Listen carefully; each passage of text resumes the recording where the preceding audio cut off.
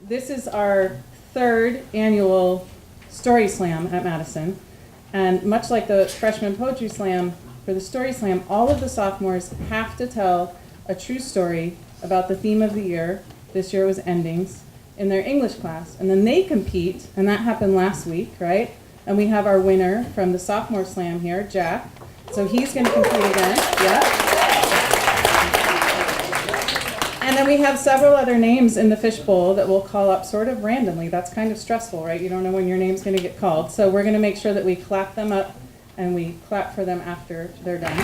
Judges, you don't have to score this one. You're just kind of thinking in your head, how would I score this? So you have a little barometer for the rest. Give it up for Mia. Alright, so when I was really young, I had these neighbors next door, and they had a cat, and the cat had kittens. Now the problem with my neighbors having a cat who had kittens is our other neighbors, my name was Tess, and she used to say, well, she had raccoons. And when I say she had raccoons, I don't mean she had raccoons in her yard. I mean she literally kept the raccoons. So she opened up her shed. She had little newspapers there for the raccoons. She gave them food, gave them a place to live. And the raccoon's absolute favorite treat were kittens. So they would go across the lawn into my neighbor's house through the cat door and take the little kittens and bring them back to their shed to eat them. So our neighbor had to get rid of the kittens and give them to people because she wasn't really interested in having the kittens eaten. So they offered one to me, and I was really little, and I really wanted a kitten with my entire life. So I begged and begged and begged my mom to let me have this kitten, and she finally gave it, and she was like, but you have to watch it, you've got to play with it, you've got to feed it, you've got to do the litter. And I was like, yes, I'll do all that. I just really, really, really wanted to have this kitten. And so I had the kitten for like 2 weeks. It wasn't enough for the kitten to have shots and stuff, and I was still really young. And I wake up one morning, and the cat usually slept next to me, and I couldn't find the kitten. So I looked everywhere for the kitten. I looked like upstairs, downstairs, in the basement. I looked everywhere. I looked like what? I checked it like 5 times, and I couldn't find it anywhere. And so I woke up the courage to talk to my mom. She isn't an easy person to talk to. And I was like, Mom, have you seen my kitten? And I had named the kitten Batty because it was all black, and I really love naming things after their colors. And she was like, well, you see, yesterday I was doing the laundry, and I had left the I left the washing machine open to go do the dishes, and then I came back, shut the washing machine, and did the clothing. I hadn't realized your cat was in there until the clothing started turning red. And I realized I had washed your cat. And I was like, are you kidding me? I was so bad because my mom was like, you gotta take care of this cat, you gotta make sure it's well kept. And in the end, I was not the one who ended up killing it. It was my mom. I was so annoyed and so mad and so furious at her. I was like, are you kidding me? And the person I was really mad at wasn't actually a person. It was my mom's cat, Smeagol, because Smeagol had been on top of the washing machine. And he had just been sitting there doing nothing, even though he knew my cat was inside the washing machine. And I was like, why? Why? And so I was like, oh my gosh. And so now we flash forward to now. And Smeagol has died, and we have 2 new cats. One's named Darwin, and one's named Wallace. And Darwin, he's only slept in the washing machine once. My mom's really careful to make sure that she doesn't wash cats anymore.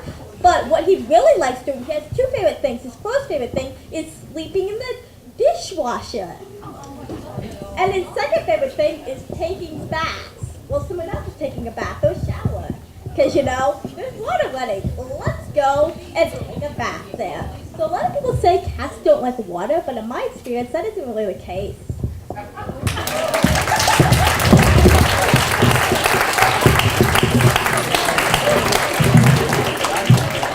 Thanks, Mia. You thought it was going to be the raccoons, didn't you? believe it or not, I have a cat story, my friend's cat, but it was the dryer.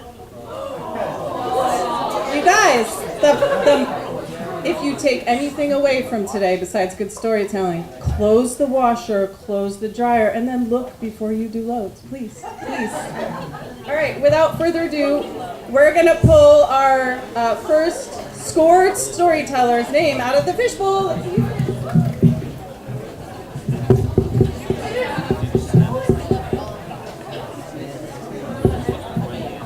It's Kayla.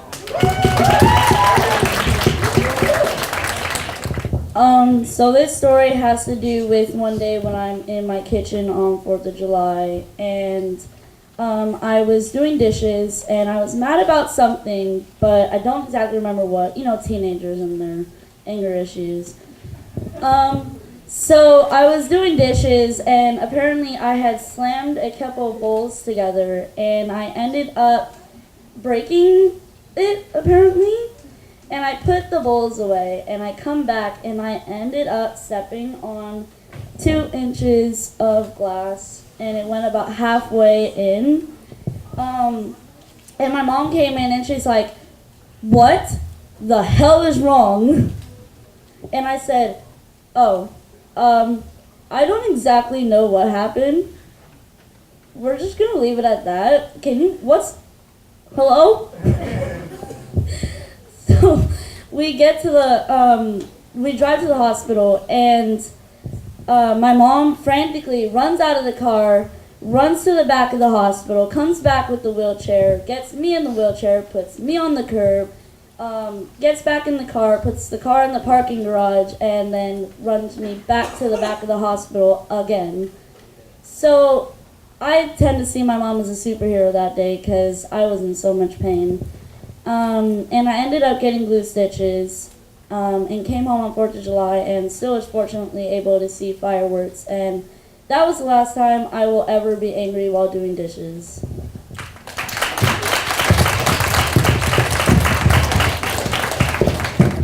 Judges are ready. Here we go. I'm going to pick the next person to come on up here and tell their story, and it is Kaylin. Okay, so I'm around 12, and my sister, she's 2 years younger than me, and she's 10, and my cousin, who's born on the exact same day as her, is 9. And me and my family, we are what you call the weird family. We like to go to Winco and buy a 2-pound bag of peanuts and go to the park and beat schools. That's just what we do.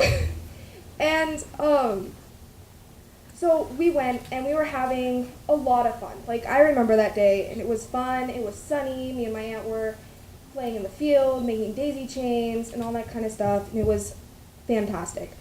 And we ended up staying really, really late, and we weren't really keeping track of time. And it starts getting really dark, and before we know it, the street lights turn on.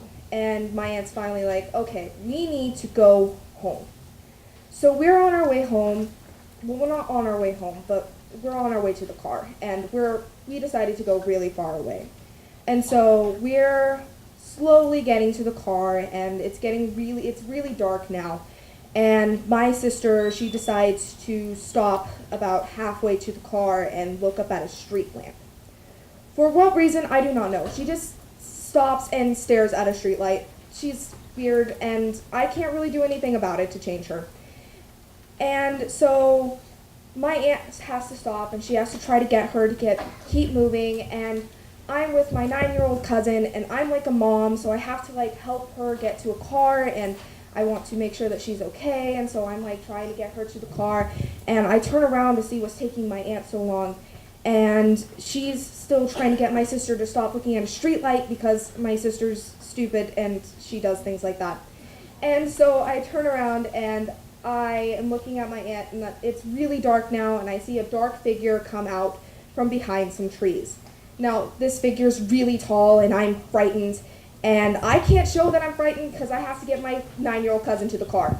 And so I'm still looking at the dark figure, and my aunt looks at me, and she's just like, she sees that I'm staring at something that's not them, and she looks behind her, and she sees the dark figure that I'm talking about. So she grabs my cousin's wrist, not my cousin, my sister's wrist, and she drags her along. And so we're finally almost to the car, and the guy's gaining on us.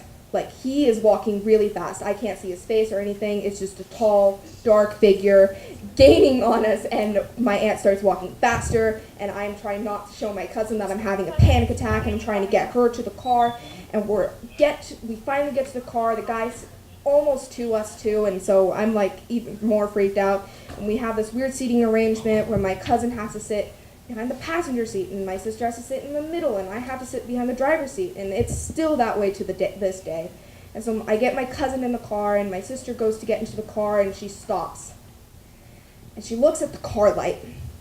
And she does that for a solid minute, and my aunt finally shoves her into the car, and I'm sitting there still having the biggest panic attack that you could ever have.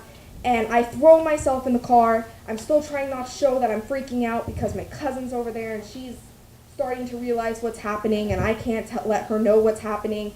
And my aunt throws herself in the car, and we all buckle up, and she won't leave until we all buckle up. So I'm trying to get everyone else buckled up, and look out my window, and I see the guy, and he's really close now, and we're pulling out of the parking lot, and it's one of those ones where it's diagonal, and so we're like pulling out as fast as we can, and the guy, he comes up and walks in front of our car, and we're terrified, and we keep trying to pull out, and the guy just keeps getting in front of our car, so we finally just pull out as far as we can, and we swerve around the guy, and we leave. And I look behind me, and I see this guy, and he's waving goodbye, and I'm just like, oh my God, this just happened, and I have never gone to Lentz Park at night ever again.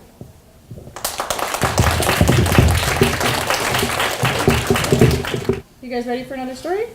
Yeah? Please welcome up to the mic, Anna! Before I begin, I just want to say that, yes, this is the obvious. I spilled tomato on my pants today. So that's what that is. It was a tattoo joke, but it's fine. Okay, here we go. So I tend to bottle my feelings a lot. I just pull them, and I just keep them inside because that's where they are. They're safe, and no one has to harm them. I don't have to touch them, and it's a good time. And that quality is great unless you're growing up with two alcoholic parents like I did.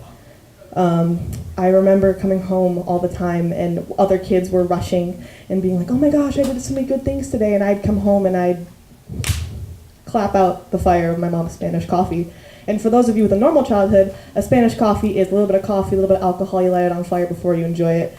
And it was really good for my parents, I guess. I don't know, I didn't try it. But anyway, I always envied the kids who would run home and they'd be like, look at this report card, and the parent would be like, oh my gosh, and then take the little tchotchke, magnet that got on vacation at like Disney World and put it on the fridge, and it's there for everyone to see, and it's all nice and pretty. And I would envy the kids who would come home and they could tell their parents about their day and not worry about it not being remembered the next day. Unfortunately, that was the reality for me. And I wanted so bad to be like, Mom, guess what? I got an A on my paper and it's amazing. And, oh my gosh, Dad, guess what? I did a presentation today and I didn't stutter once. Mom, Dad, guess what? Guess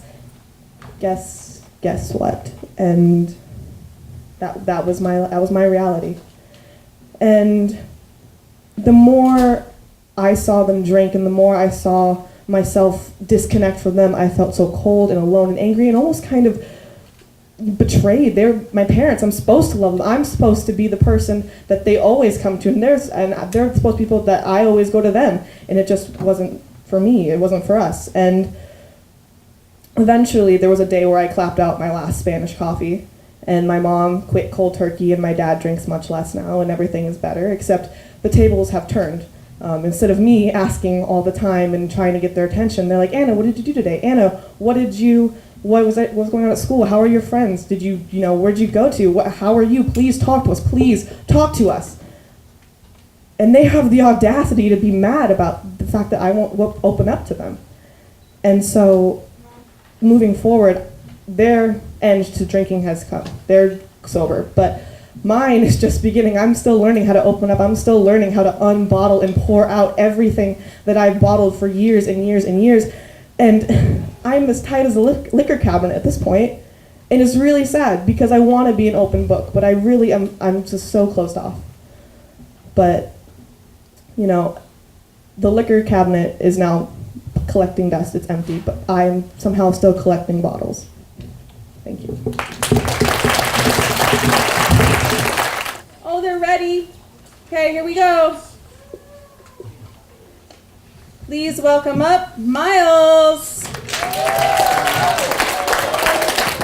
So in my old age, I have discovered two things. Breaking up with someone is like throwing up.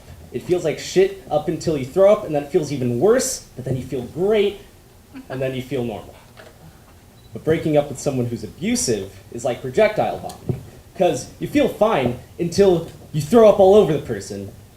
And well, I've been thrown up on, but I was the person doing the abusing. I met the person sophomore year in chemistry, and it was like California this summer. It just sort of blew up into flames. It was a love that was weird, but really strong. And I spent a lot of time with this person. On our first date, oh, so romantic. Pizza, Doctor Strange, a kiss under the moon. Oh, so good. Months later, we were laying next to each other, and I realized that our hearts were beating exactly at the same time, which is a weird thing to notice, but was happening. And later that week, she was kicked out of her mom's house for dating me. I helped this person through a lot of hard times. Helped her find her biological parents, and that summer, she texted me in the middle of the night. It was 2 paragraphs long.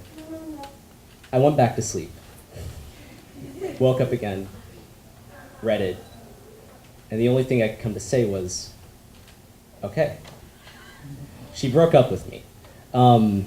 It didn't text me for 3 days, and when those 3 days were over, she said that she had cheated on me.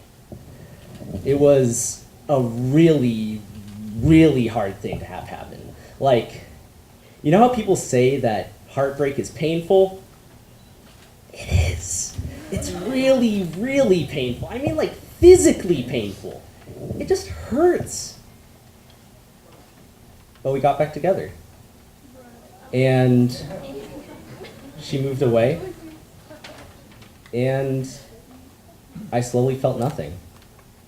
Our hearts started phasing out. Her heart was beating somewhere else. My heartbeat was beating here. And finally broke up. And that's how it ended. Thank you.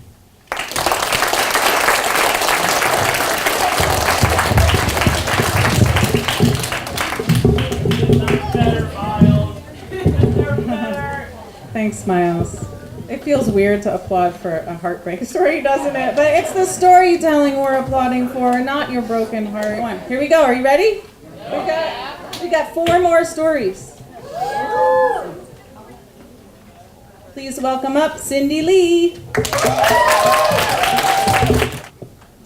Okay, I'm a little intimidated because the last stories were really, really good, but I'll try my best. So it was December 18th, 2018, so this happened just a couple months ago. I was preparing for my trip to Vietnam with my parents, and I haven't gone back to Vietnam in like 5 years, so it was almost like a new experience for me because I haven't been there in so long. So I was spending like the last couple minutes trying to pack all my stuff into my suitcase, and then we like rushed to the airport and barely made it on time. When I got there, I had to take 3 flights to Vietnam. I had to go to San Francisco, that took 2 hours, and then from San Francisco I went to Japan, which took 10 hours, which was like the worst flight because I sat next to a man who didn't understand English, so whenever I had to go use the bathroom, I kind of like kind of gestured for him to move out of the way, but he just looked at me like I was crazy. And then a 5-hour flight from Japan to Vietnam. And when I got to Vietnam, it was super hot there. Physically, I was melting, like absolutely melting. But when I was there, I also felt a different type of warmth. It was that type of feeling you get when you like open presents with your family. I'll be checking out. You open presents with your family on Christmas Day. It was that sense of belonging and love. And I hadn't felt that in a long time.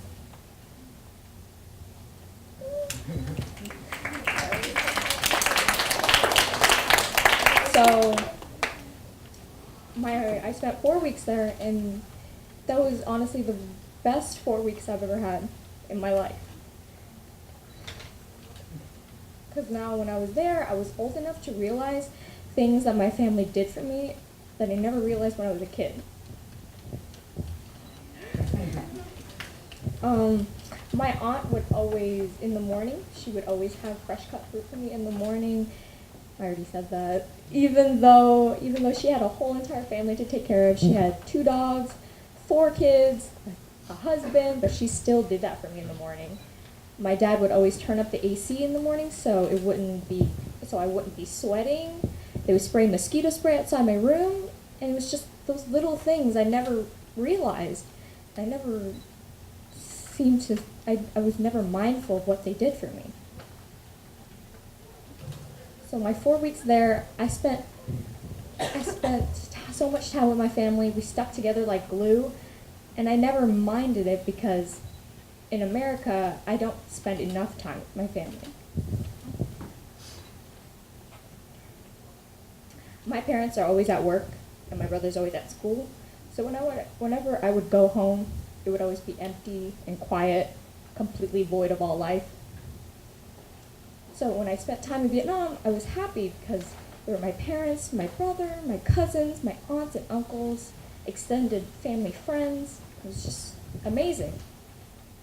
But I had to go back home because I had a life here. I had school, I had to worry about all of that. I had more family over here I need to take care of. I had my grandpa. So it was so surreal when I had to come back. When I came back, I was excited to go back to my house. But when I opened the door, it was so cold and isolated. From then on, I realized that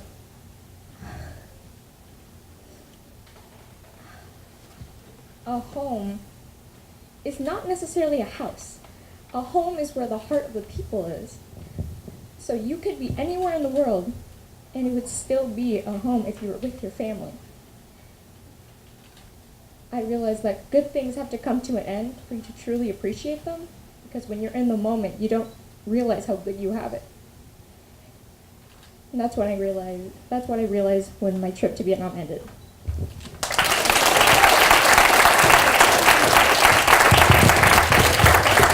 Okay, please welcome up to the stage, Andrew.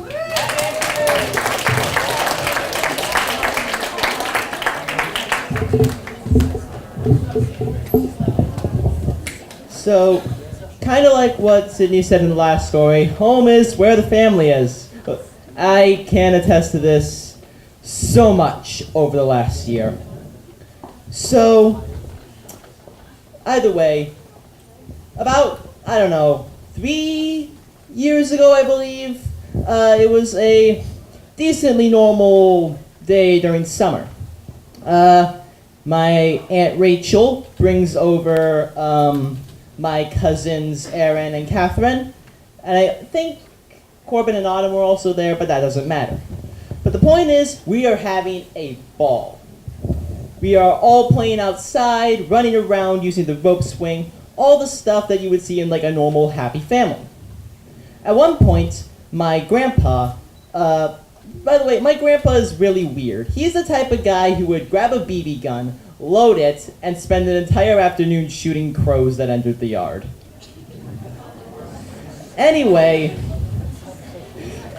he decides he was gonna show my brother Patrick how to use like a rototiller, because we have like a set of 5 garden beds in the outback, which we sometimes plant normal garden crops, tomatoes, squash, that type of stuff. Well, nobody thinks anything of it. Well, my mom is a little bit against it, but she eventually gave up and had to go to work. So, again, it's normal. I'm on the rope swing, and my brother's in the outback using the tiller. The problem is, the garden beds were not wide at all. They were very, very narrow. And apparently, over the years, the rototiller had a tendency to bounce around a whole bunch while going over these garden beds. Well, as Patrick reached the end of the garden bed, apparently, I didn't see this happen, but the rototiller shook around a bit, leapt out of the garden bed, and hit my grandpa square in the leg. I didn't hear any of it. I just heard a thwomp, and suddenly there's some panic. Now, I'm going on the rope swing, and I can see into the outback from, at the peak of my height, and I see, right about where it was hit, in Grandpa's leg, the fabric on his jeans was getting extremely dark very quickly. God, if I could change the word for, the definition of panic, it would be that moment. Everybody just goes ape shit. I dislodge myself from the rope swing and bolt into the house. I immediately call Mom. And I'm panicking this entire time. I see Aaron and Patrick and Corbin running in and out of the house grabbing rags to try to stop the enormous amount of blood that is currently coming out of my grandpa's leg. And my Aunt Rachel is staying right by Grandpa's side. I don't know exactly what she was doing during that, though. And Catherine and Autumn ran inside, and they were just completely panicked. My mom came home like a bullet train. I have never, she bolted into, the driveway with that car, and an ambulance was right on her tail. So, I see the paramedics. They pick up my grandpa, they're treating his leg as they bring him into the ambulance. I stare outside of the dining room window. Catherine and Autumn both basically clinging to me in this bear hug that I cannot escape. And I'm looking, and I have an optimistic smile. This is gonna be okay. My grandpa's a really stubborn guy. But deep down I knew that was the last time he was ever home. Thank you.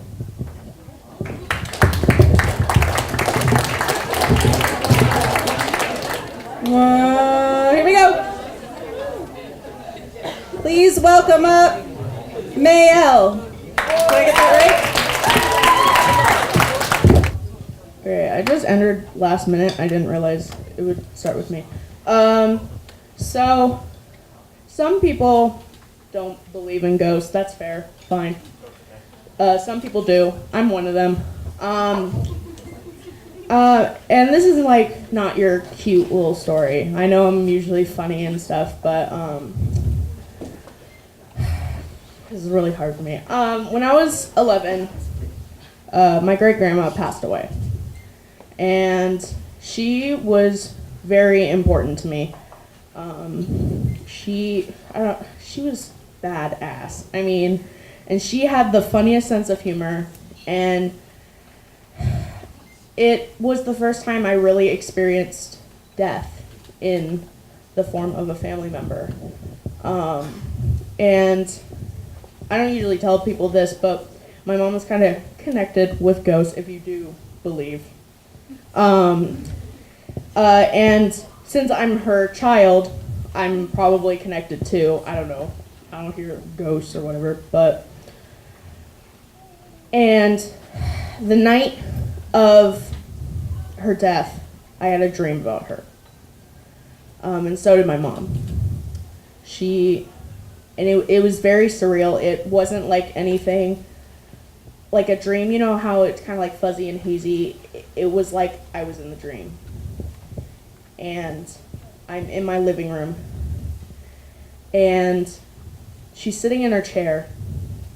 She looks up at me. And she's like, "Hey." I'm like, I'm like, oh my god, like, and I feel like I'm standing right in front of her. I feel like she hasn't even gone away yet, and she goes, "What's wrong?" And I go, "You're dead." Like, there's no other way to say this. And I can tell I'm crying in my dream. And she goes, "Oh, I'm so sorry." And I go, "What are you sorry for? You can't change anything. You can't change when you die." She goes, I'm still sorry. And not scarier, but the weird thing about it, my mom had the same dream, the same exact dream. And she never told me until about a month later.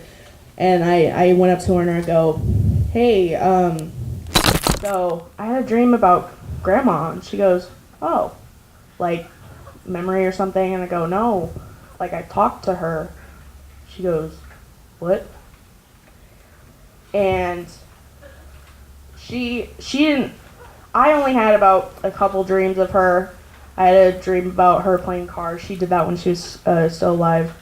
But to this day, my mom still talks to my grandma. So basically what I'm trying to say is that was the end of a life, but the beginning of my story.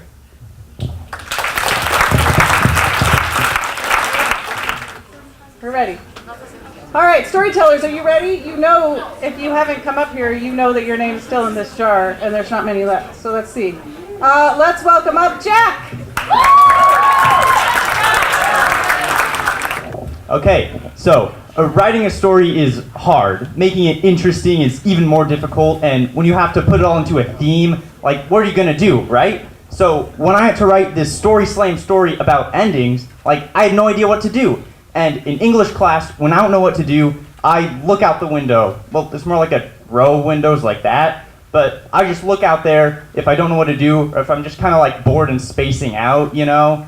And usually something will come to me, you know, I'll think of some idea, but today that wasn't happening. Like, I saw a lot of things out that window. I saw a bird, I saw a plane, I saw some clouds, but I didn't see any really good ideas.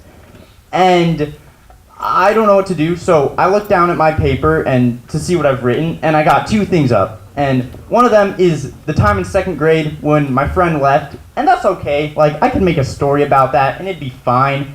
But I don't really like that. I just don't really want to do it.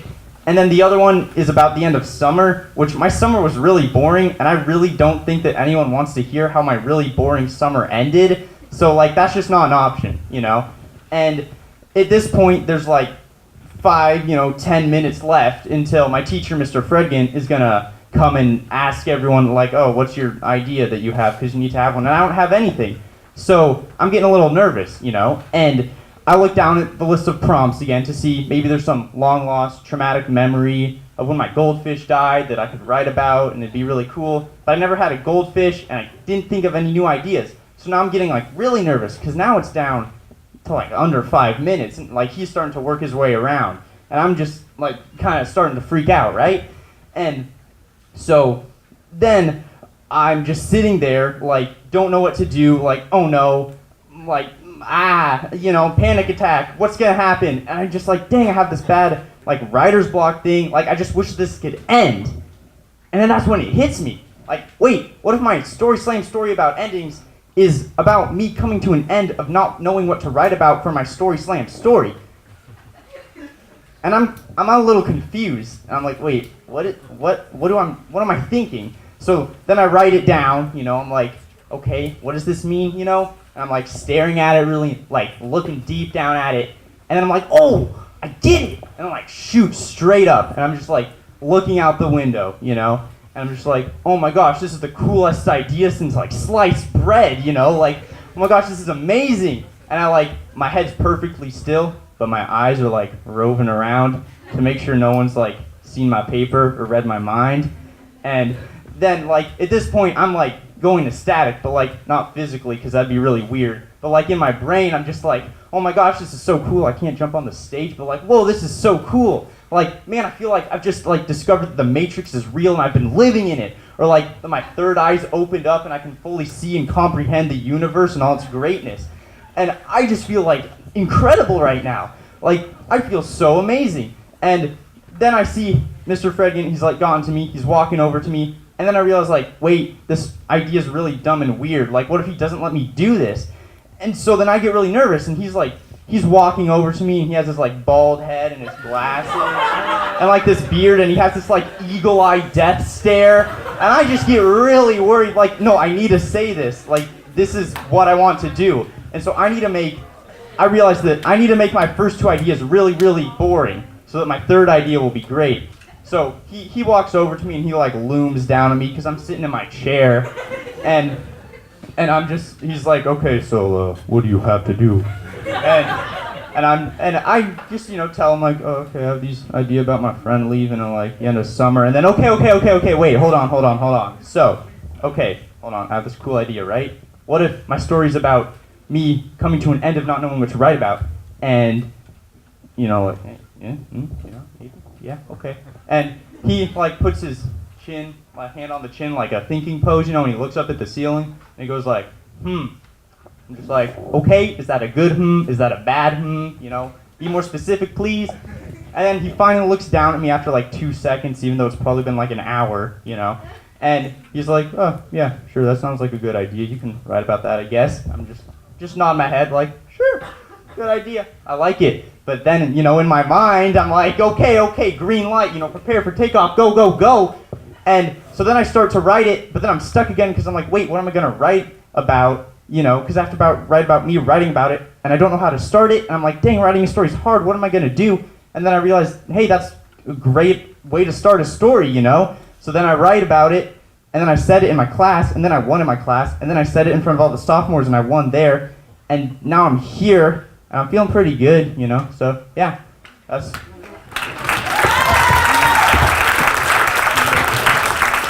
Okay, you guys, before I call up the last storyteller, can we give a round of applause for all the stories we've heard so far?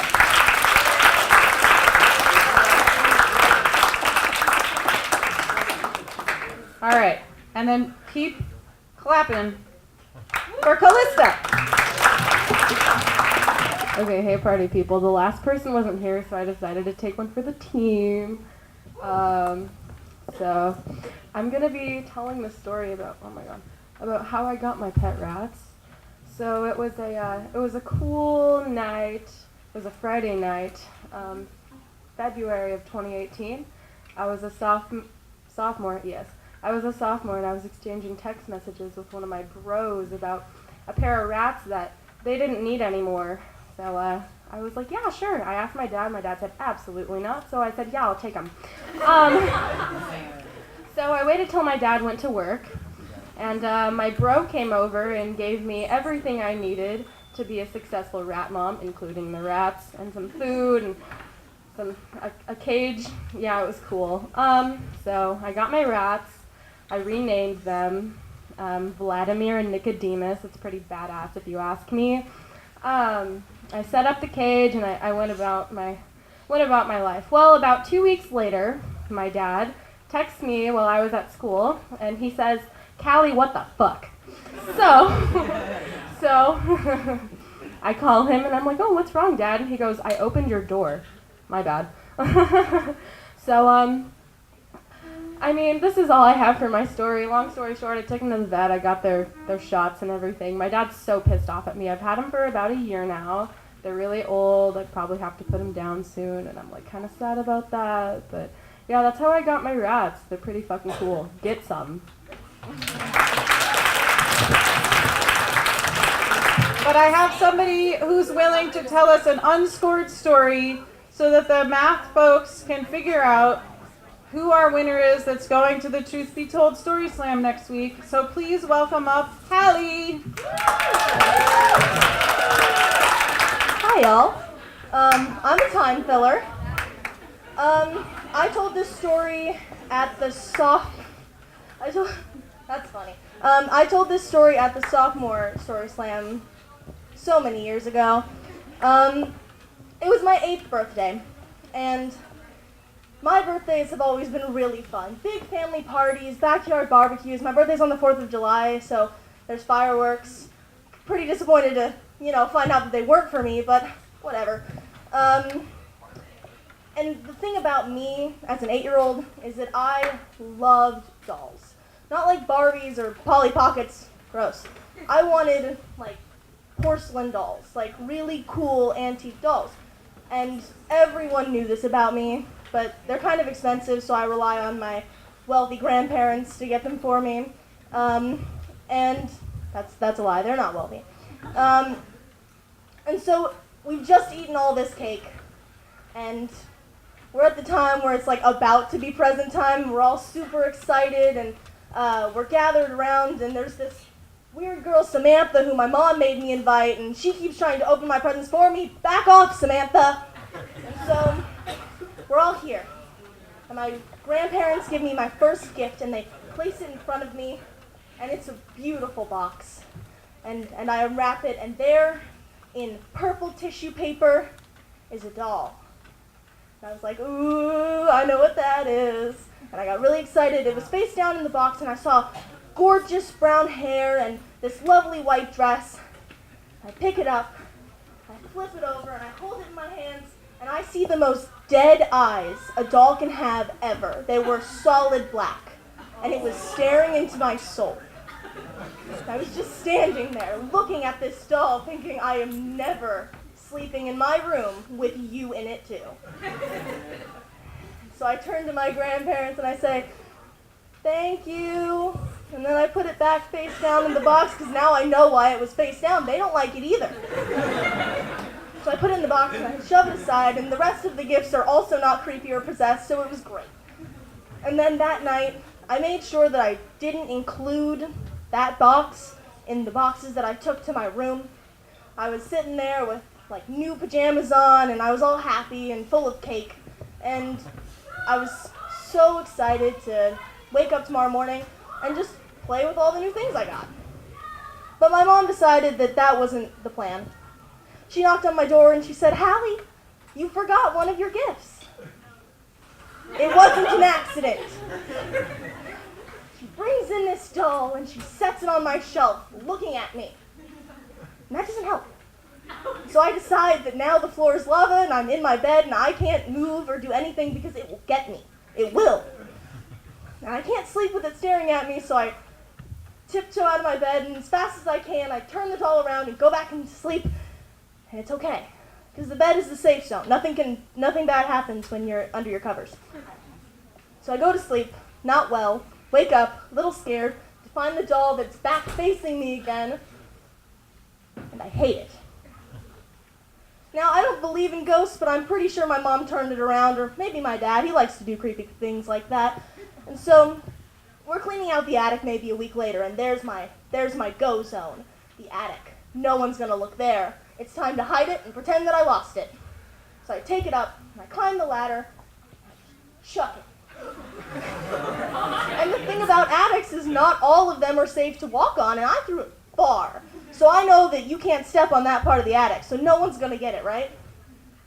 And, I don't know where it is. I've never found it, and I've never looked. I hate my attic, and that's the reason, and that's pretty much where my love of dolls ended.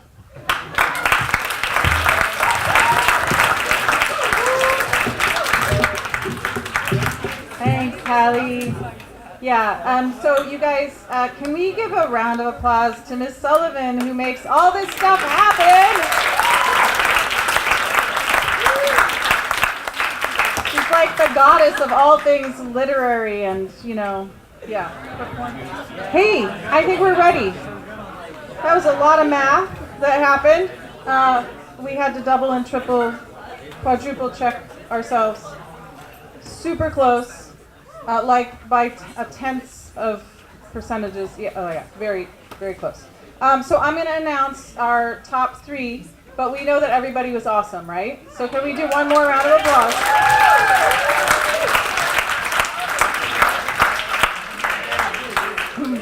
Our third place winner is Cindy.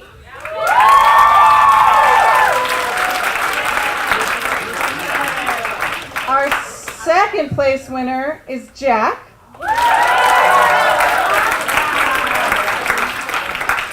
And in first place, representing us next week at the Truth Be Told Interscholastic Story Slam, is Miles.